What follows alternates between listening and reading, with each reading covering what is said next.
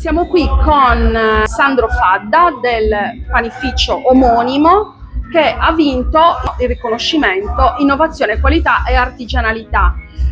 Sandro, sei soddisfatto di questo riconoscimento? Certo. Ci racconti qualcosa della tua realtà? Niente, questa azienda siamo la seconda generazione, portiamo avanti la storia del pane sardo. Da dove arrivate? Da Biori, nel Margine.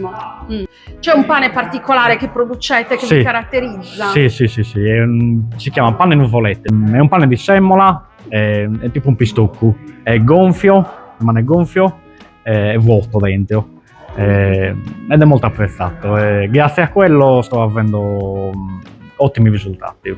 Sandro, cosa vi lega quindi ai Sardinia Food Awards? Questo è già il terzo anno che partecipiamo e niente, è un riconoscimento personale alla fine, che questi sono gli sforzi di ogni giorno, di ogni mese, di ogni anno, che ti vengono riconosciuti alla fine. Del duro lavoro, del duro lavoro, sì. Benissimo. Sandro, noi ti ringraziamo e ti auguriamo una buona serata. Grazie a voi.